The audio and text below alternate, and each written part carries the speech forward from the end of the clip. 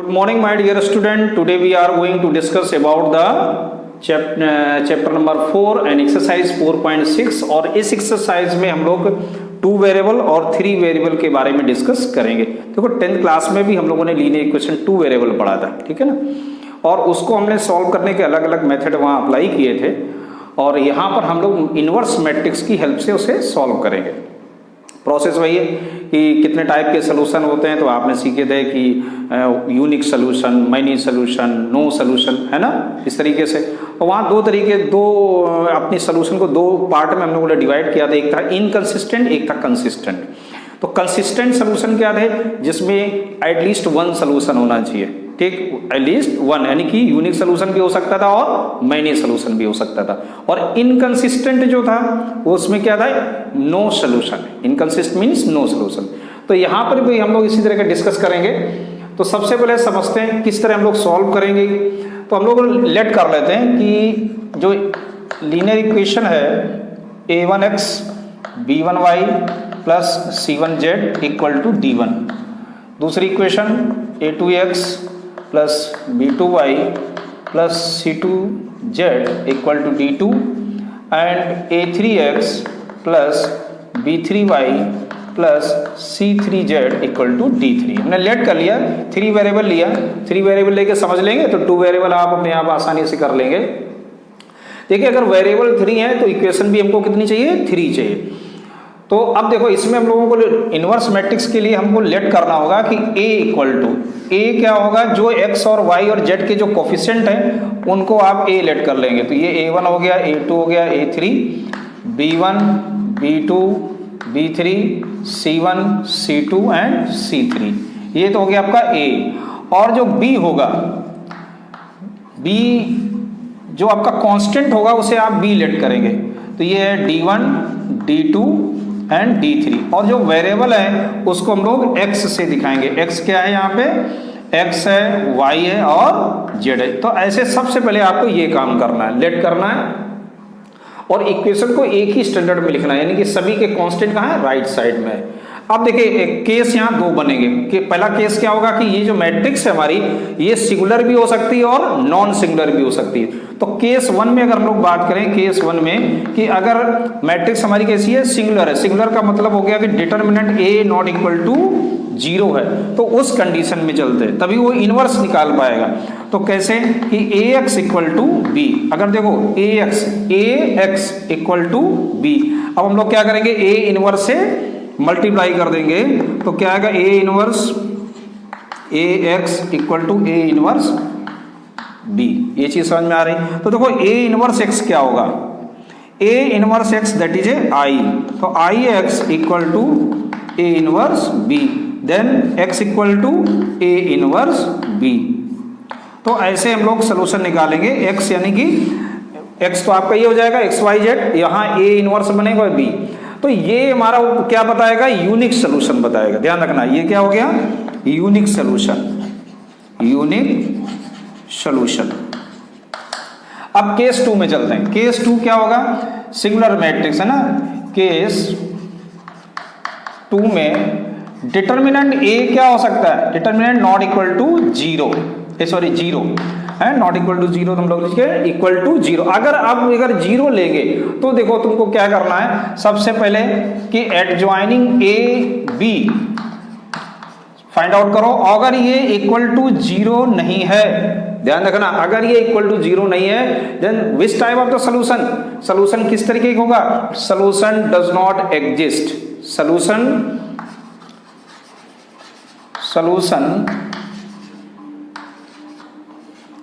Does not exist. ये याद रखना, सोल्यूशन एग्जिस्ट नहीं होगा।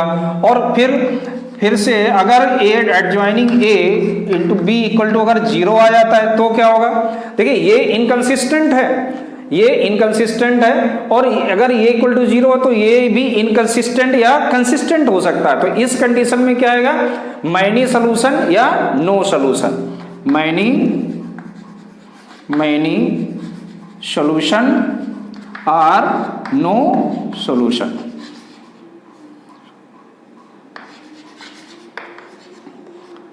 ये चीज समझ में आ गई।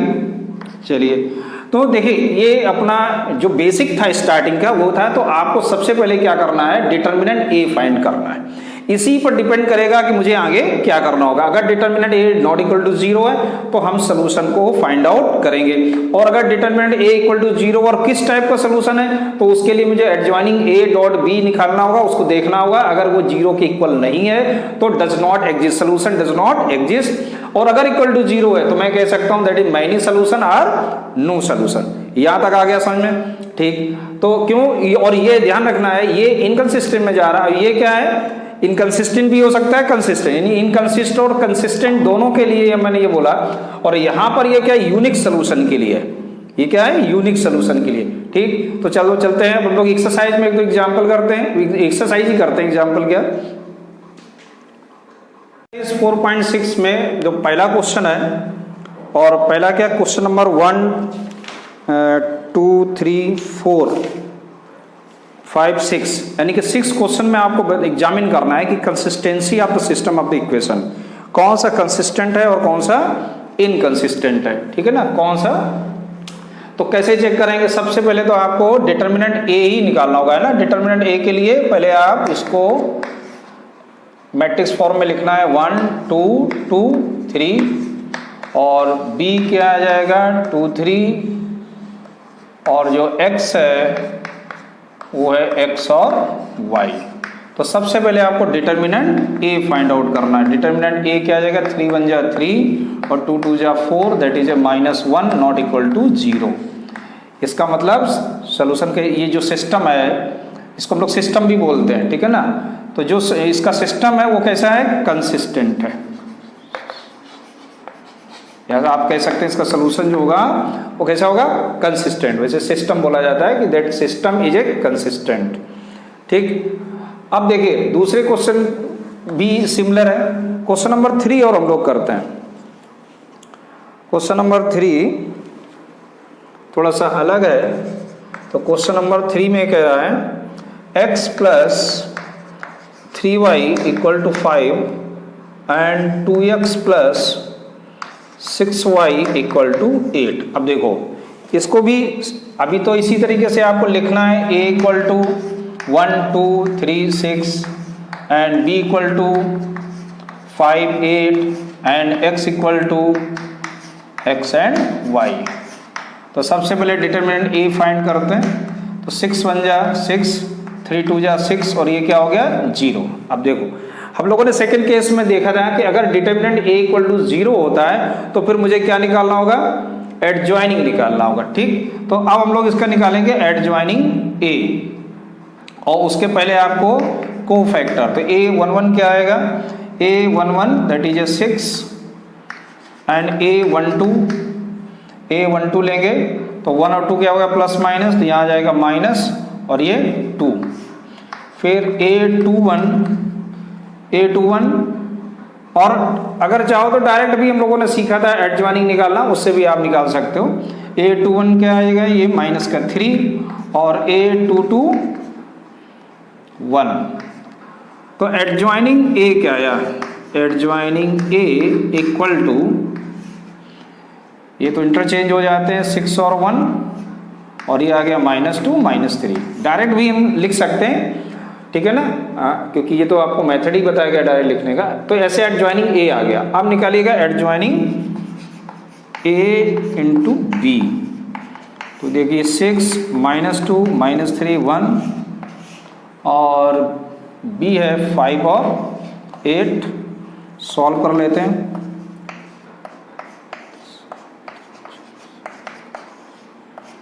तो ये इतना आ जाएगा 6 आ जाएगा, और ये -2। तो ये क्या नोटिस किया कि that is not equal to 0, ये 0 नहीं हुआ। तो 0 अगर नहीं होगा तो क्या होगा, ये इनकंसिस्टेंट। देयरफॉर सिस्टम कैसा होगा, इनकंसिस्टेंट होगा। और इसके सोल्यूशन क्या हो जाएंगे, not exist, solution does not exist. समझ में आ गया इस तरह। तो अगर 0 आता है, जैसे ये 0 आ गया, तो आपको ये प्रोसेस करना पड़ेगा, तभी आपको फुल मार्क्स मिलेंगे, नहीं कि आधा छोड़ दिया। इस तरह से आपको adjoining a dot B find out करना है। ठीक, तो चलो चलते हैं आप 3 के ऑर्डर में।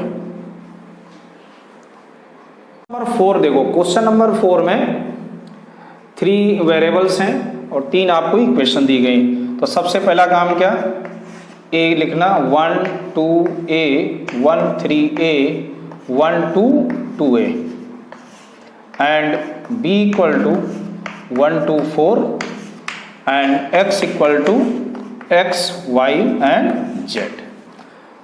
तो first we find out determinant a। तो डिटर्मिनेंट a के लिए आगे स्पेंड कर दो 1 and 6a minus 2a minus 1 और 2 2 जा 4a minus 2a and plus का 1 एंड 2a माइनस का 3a। तो यहाँ क्या आ गया, ये 4a आ गया और ये 2 बन जाए 2 यानी माइनस का 2a और ये प्लस का माइनस का a, ये माइनस का a। तो कितना आ जाएगा ये 2a देखिए सही लिखा है 1 2a 1 3a 1 2 2a। ठीक, और जब 1 लेंगे अपन तो 2 3 जा 6 2a और ये 1 लेंगे तो 2 2 जा 4 माइनस 2a और इसको लिया तो 2a माइनस 3a। सही है, तो ये क्या आ गया 4a माइनस 3a। मैंने सोचा यार 0 आएगा, नहीं 0 नहीं आएगा। अब देखो ये a आ गया। अब यहाँ पर केस 2 बनेंगे। केस पहला क्या कहेगा, केस 1 कहता है कि देखो a एक वेरिएबल है और a कुछ भी हो सकता है, 0 भी हो सकता है और 0 नहीं भी हो सकता है। तो मैं अगर मान लूं कि if a not equal to 0, अगर a 0 नहीं होगा तो डिटर्मिनेंट a भी क्या होगा 0 नहीं होगा। और इस कंडीशन में जो अपना ये सिस्टम है ये कैसा होगा, कंसिस्टेंट बनाएगा। ठीक, यानी कि यूनिक सोल्यूशन को लेके आएगा। और सेकंड केस क्या है, सेकंड केस में अगर हम केस 2 की बात करें तो ये भी पॉसिबल है कि a क्या होगा 0 भी तो हो सकता है। अगर 0 होगा तो डिटर्मिनेंट a दैट इज आल्सो भी 0। अब देखो अगर डिटर्मिनेंट a 0 होगा तो मुझे क्या निकालना होगा, एडजॉइनिंग a। तो उसके लिए शुरू करेंगे अपन a 1 1। तो देखो a 1 1 क्या आएगा 2 3 जा 6a माइनस का 2a that is 4a a 1 2 a12 में ये रिलेटेड कॉलम एंड कैंसिल तो 2 2 जा 4a माइनस का 2a कितना आ गया, ये 2a आ गया। सिमिलरली a13 निकालना, a13 में आएगा 2a minus 3a that is minus का a। एक कॉलम कंप्लीट हो गया। सेकंड कॉलम के लिए चलते हैं। सेकंड कॉलम के लिए इधर से सेकंड रो यानी कि a21 क्या आएगा, इससे related row and column cancel 2a minus a that is a। हाँ, और एक चीज मैं देखो भूल रहा था, प्लस माइनस यहाँ 2 और 1 3 हो रहा था तो ये साइन किसका आएगा, यहाँ पे माइनस का आएगा। ये देखो छूट रहा था, माइनस का 2a। यहाँ भी क्या आएगा, ये माइनस का साइन आया बाहर निकल के तो यहाँ माइनस का a आ गया। ऐसे ही 2 2 निकालना है। देखिए 2 2 के लिए 3 से related row and column cancel तो 2 1 जा 2 यानी कि 2a minus a that is a आ गया। और a23 ये होगा, इससे related row and column cancel तो a माइनस a है ना, बार माइनस है तो ये क्या हो गया 0। तो इस तरह से सेकंड कंप्लीट हुआ। थर्ड में चलते a31 में क्या आएगा 2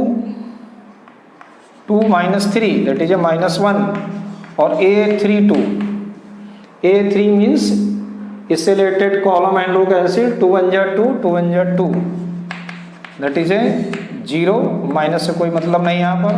और a33 में 3 1 जा 3 2 1 जा 2 यानी कि 1 आ गया। तो ऐसे हम लोगों ने निकाला गया कि एडजॉइनिंग a इक्वल टू ये आया 4a माइनस का 2a माइनस का a माइनस का a 0 1 माइनस का 1 0 1। ठीक, अब आपको क्या निकालना होगा? Adjoining a b। So adjoining a b equal to 4a minus का 2a माइनस का a minus a 0 minus 1 0 1 and b। तो b है 1 2 4 1 2 4। चलिए सॉल्व करिएगा, मल्टीप्लाई कर देते हैं। तो ये आ गया 4a माइनस का 2a माइनस का a और ये माइनस का 2a प्लस का 2a, ये हो गया 0 और 4 बन जा 4, ये हो गया 0 प्लस 4। सॉल्व कर लो भाई, कितना आएगा? तो ये आया 2a माइनस 4 और ये हो गया 0 और ये हो गया माइनस a प्लस 4। अब देखो इसको ध्यान से देखो, एडज्वाइनिंग b क्या बन के आया? Adjoining A B equal to क्या आएगा? चूंकि a पहले से ही मुझे मालूम है क्या है, 0 है, तो मैं इसको लिख सकता हूं -4 0 4। ठीक, और ये 0 0 के इक्वल नहीं है, ये 0 0 के इक्वल नहीं है। इसका मतलब है सॉल्यूशन कैसा हुआ? इनकंसिस्टेंट।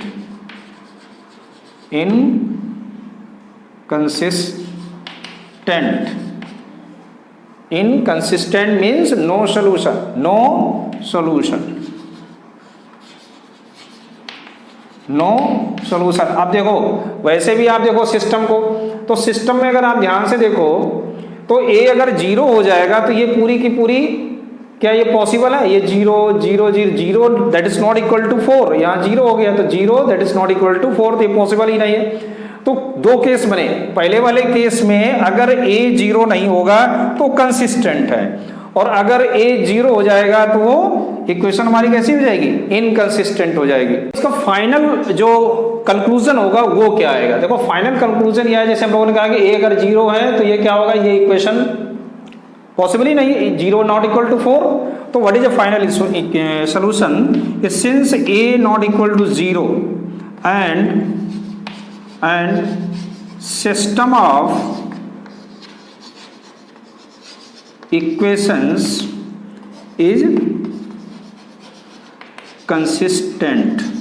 बात आ गई समझ में? तो ये इसका फाइनल कंक्लूजन हुआ कि अगर a 0 नहीं होगा तो ये कंसिस्टेंट होगा। ठीक है ना? और a 0 हो ही नहीं सकता, क्योंकि अगर a 0 हो जाएगा तो ये that is not a possible. So come to next question.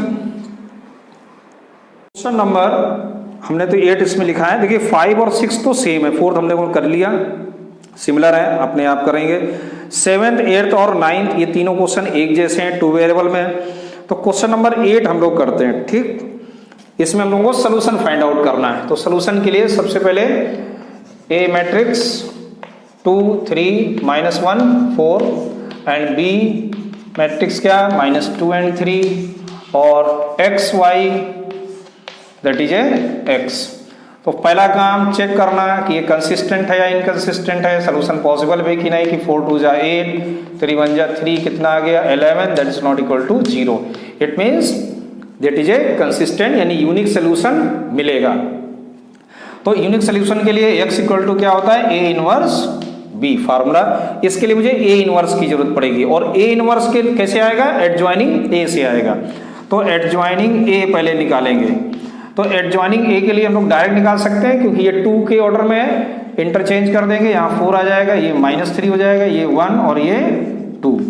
तो इस तरह से हमें मिल गया एडज्वाइनिंग a। अब हम लोग a इनवर्स कैसे निकालेंगे? कि a इनवर्स होता है, फार्मूला सबको मालूम है, डिटरमिनेंट a एडज्वाइनिंग a, इस फार्मूले का यूज करेंगे। तो यहाँ आ गया 1/11 और ये 4 है, -3 है, 1 है और ये 2 है, a इनवर्स आ गया। अब चलते हैं अपने फार्मूले में। फार्मूला क्या था कि x equal to a inverse b। x क्या है? x और y, और a इनवर्स 1/11 एंड 4 -3 1 2 और b है -2 and 3। तो मल्टीप्लाई कर लेंगे, 2 4 जा 8, ये 6 हो गया, 3 1 जा 3, 3 2 जा 6, तो ये आ गया 1/11 माइनस का 5 and 12 are minus 5/11 and 12/11, that is a x and y. So therefore x equal to minus 5/11 and y equal to 12/11, ये इसका यूनिक आंसर आया। चेक करना जरूरी है, आप चेक करिएगा किसी भी एक इक्वेशन में इनकी वैल्यू को पुट करके देख लेते हैं अपना आंसर सही है कि नहीं। ये माइनस 5/11 था और ये माइनस का y यानी कि 12/11, 2 5 जा 10 माइनस 11 माइनस 12/11, तो ये आ गया माइनस का 22/11, तो दैट इज ए -2, यानी कि RHS हमको मिल गया -2। इसका मतलब अपना सोल्यूशन करेक्ट है। तो ऐसे ही 7, 8 और 9 ये 3 क्वेश्चन सिमिलर थे, एक मैंने किया बाकी आप करेंगे। अब हम लोग 10, 11, 12, 13, 14 यानी 5 क्वेश्चन, इसमें से कोई भी 2 क्वेश्चन देखते हैं। 11 देखो, 11, 12, 13, 14 और 15 ये सेम क्वेश्चन है। एक क्वेश्चन को बहुत अच्छे से आप समझ लो और बाकी क्वेश्चन आप अपने आप खुद कर लेंगे, और 16 मैं और बता दूंगा, ठीक है। 15 भी सेम क्वेश्चन है, देखते हैं कितने हो सकते। देखिए पहले इसको देखो, चलो 11 को, तो सबसे पहला काम क्या है, a को निकालना, ठीक। a क्या है, देखो यहाँ देखो इस वाली थर्ड इक्वेशन में x नहीं है, इसका मतलब x क्या हो गया 0, x का जो कोफिशिएंट है ना वो 0 हो गया। तो 2 1 0 1 -2 3 1 -1 एंड माइनस का 5, ये a हो गया। और b आ गया 1 3/2 एंड 9। देखो यहाँ क्या है 3/2 है, आप चाहो तो इस इक्वेशन में 2 से मल्टीप्लाई कर सकते हो, तो ये अपॉन 2 खत्म हो जाएगा, ठीक है ना। मैंने नहीं किया इनटू, आप चाहो तो करके इसे सॉल्व कर सकते हो। और कैपिटल लेटर x क्या है, x y एंड z। अब इसको हम लोग सॉल्व करेंगे, उसके पहले डिटर्मिनेंट a चेक करना होगा सोल्यूशन किस टाइप का है, तो इसको एक्सपेंड कर दीजिएगा, इस कॉलम को लेके एक्सपेंड कर दीजिए। तो 2 लेंगे तो 2 से related row and column cancel, 5 2 जा 10 और 3 1 जा 3 प्लस का 3 हो जाएगा ये। और जब माइनस का 1, इससे related row and column cancel, 5 1 जा 5 3 1 जा 3, और ये तो 0 हो गया, लिखना नहीं है। तो ये 13 2 जा 26 और 5 3 8 माइनस का 8 तो प्लस का 8, तो कितना आ गया ये 34, यानी कि ये 0 नहीं है, यानी कि यूनिक सोल्यूशन हमको मिलेगा और जो सिस्टम ऑफ द इक्वेशंस है वो कंसिस्टेंट है। ये चीज़ समझ में आ गई। अब देखिए ए इनवर्स यानी फार्मूला तो हम लोगों को मालूम है कि x निकालने के लिए क्या चाहिए, ए इनवर्स b चाहिए हम लोगों को। तो ए इनवर्स के लिए एडजॉइनिंग ए निकालना होगा। एडजॉइनिंग ए के लिए कोफैक्टर A11, चलिए शुरू हो जाइए। A11 क्या आएगा, 5 2 जा 10 और 3 1 जा 3, तो ये प्लस का 3 हो जाएगा, 13 आ गया। A12 क्या आएगा, देखो A12 से रिलेटेड तो 5 1 जा माइनस का 5, और पहले से ही यहाँ पर क्या होगा फार्मूला होगा माइनस, तो माइनस का 5, और ये देखो 0 × 1 क्या हो जाएगा 0, यानी कि ये 5 आ गया। ऐसे ही A13 क्या आएगा, A13 यानी इससे related row and column cancel, 3 1 जा 3 आ जाएगा, वो तो 0 हो गया। और अब आ जाइए A21 में, A21 मैंने 2 और 1 कितना 3, तो यानी साइन किसका माइनस का, इससे related row and column cancel, 5 1 जा 5 और 3 1 जा 3, तो ये बन जाएगा प्लस का 8। सिमिलरली A22 निकालेंगे, A22 यानी कि इससे related column and row cancel, 5 2 जा माइनस का 10 और 0 ये आ जाएगा, तो ये आ गया माइनस का 10। सिमिलरली A23 फाइंड आउट कर लेंगे। A23 देखो साइन तो पहले माइनस का लिख दो यहाँ पे, और इससे related row and column cancel हुआ, बचा 3 3 2 जा 6 इक्वल टू माइनस का 6, तो ये कंप्लीट हो गया सेकंड कॉलम। थर्ड कॉलम के ले लेंगे A31। A31 में 1 × 1 ये क्या आएगा माइनस का 1, और ये प्लस का 2 हो जाएगा, यानी कि 1 आ जाएगा। और A3 2, 3 और 2 5 होता है, तो पहले तो माइनस लिख देंगे और इससे related row column cancel, -1 × 2 minus का 2 और ये माइनस का 1, तो ये आ जाएगा 3। देखो क्या आएगा A3 3, तो A3 3, 3 और 3 6 होता है, नो प्रॉब्लम। और 3 3 के लिए ये इससे related row and column cancel, तो 2 2 जा 4, माइनस का 4 और माइनस का 1, तो ये कितना आ गया माइनस का 5। तो ऐसे हमने थर्ड कॉलम कंप्लीट किया। अब देखो एडजॉइनिंग ए क्या आएगा इसका, एडजॉइनिंग ए, तो ये कितना बन गया 13 5 3 8 -10 माइनस का 6 एंड 1 3 एंड -5। ठीक, अब निकालना है क्या x, तो x का फार्मूला क्या है A इनवर्स B, और A इनवर्स क्या है x तो आपको मालूम है क्या आएगा XYZ, और A इनवर्स क्या होगा 1 अपॉन डिटर्मिनेंट A, तो A कितना आया 34, और A इनवर्स यानी कि हमने A इनवर्स क्या होता है 1 upon determinant A adjoining A, यानी कि 13 5 3 8 माइनस का 10 माइनस का 6 1 3 -5, and what is a B 1 3/2 and 9, so you simplify it, multiply कर लेंगे, ये तो ऐसे रहेगा 13 5 3 और 3/2 का 2 4 जा 4 3 जा 12, 2 5 जा 5 3 जा 15, 2 3 जा 3 3 जा माइनस का 9, ठीक है ना। अब 9 का इंटू 9 1 जा 9, 9 3 जा 27, 9 45।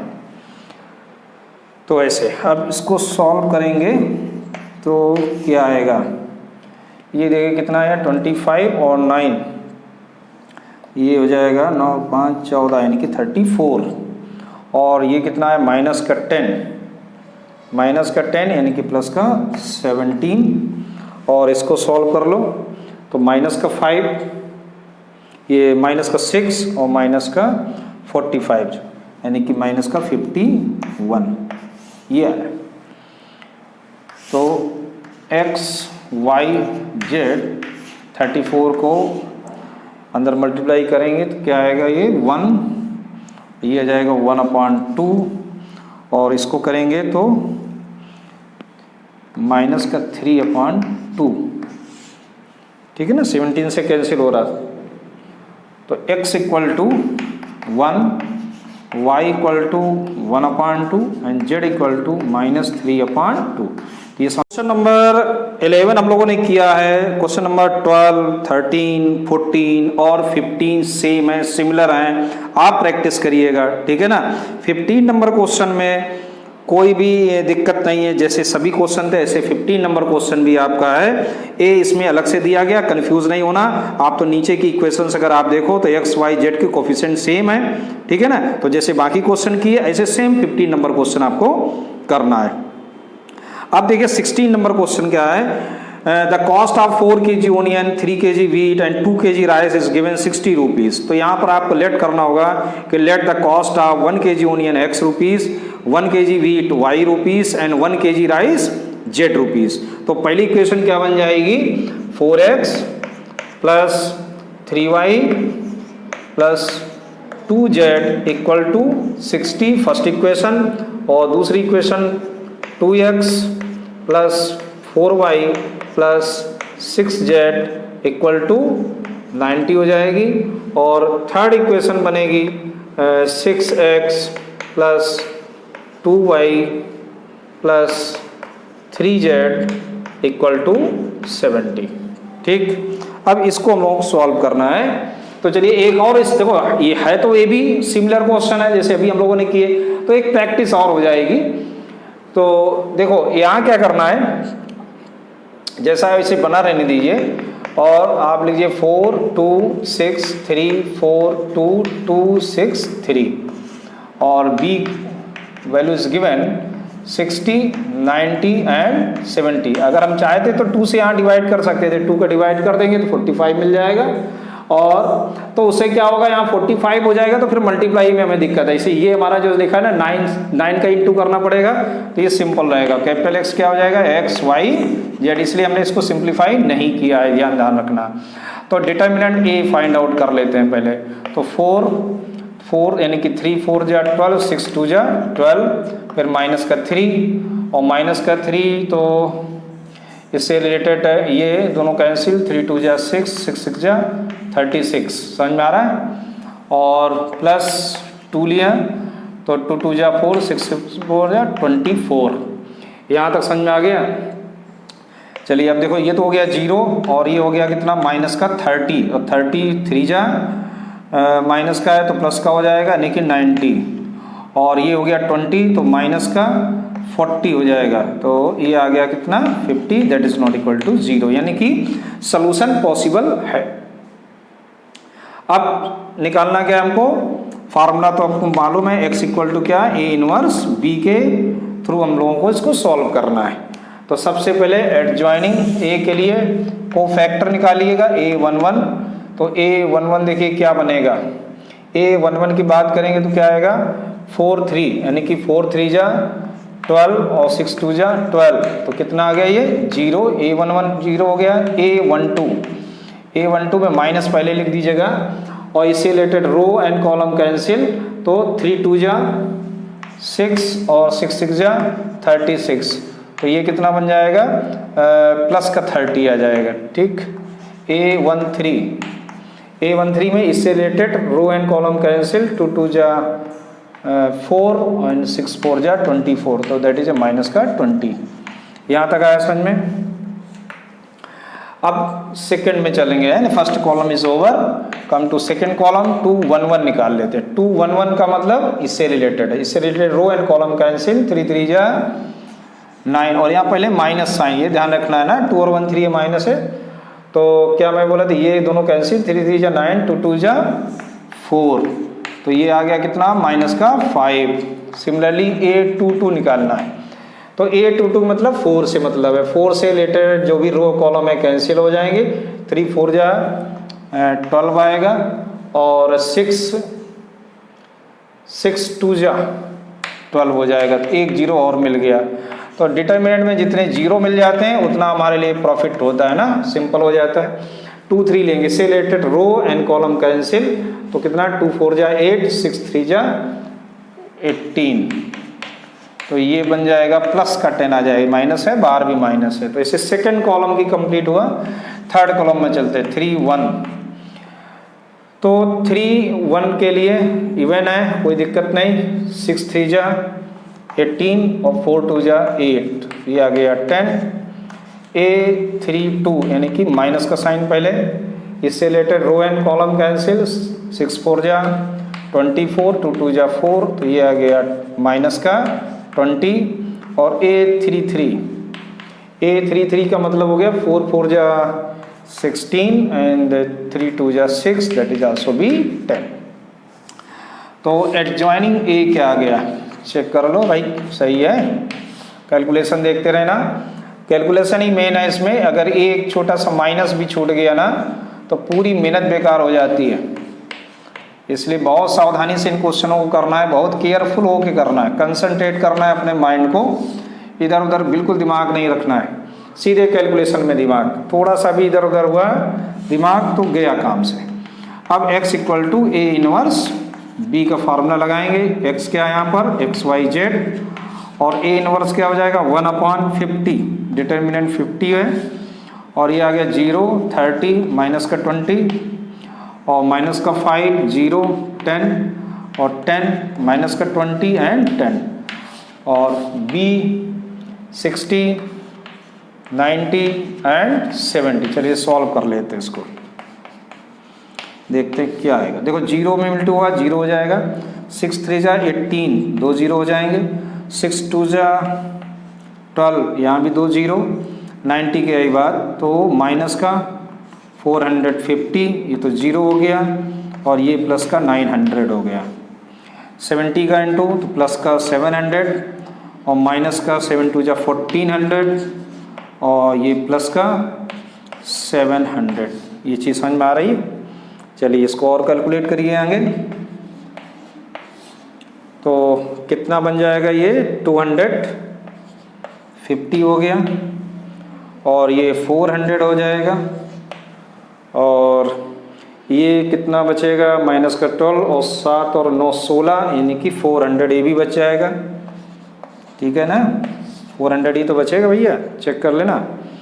7 और 9 16 ही होते हैं ना। ठीक है, अब 50 से डिवाइड कर दीजिएगा तो x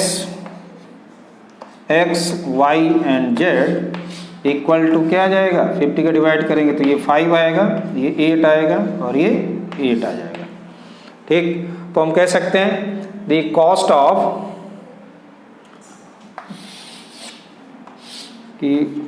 cost of 1 kg onion equal to rupees कितना 5। 1 kg ओनियन है और फिर है आपका ओनियन के बाद हमने व्हीट लेट किया था and cost of 1 kg wheat equal to rupees 8 and cost of 1 kg और उसके बाद हम लोगों ने क्या खरीदा राइस दैट इज आल्सो भी रुपीज़ 8। तो ऐसे आपका ये आंसर हो गया। अब हम लोग इसकी मिसलेनियस भी करेंगे क्योंकि मिसलेनियस बहुत ही इंपॉर्टेंट है इसकी।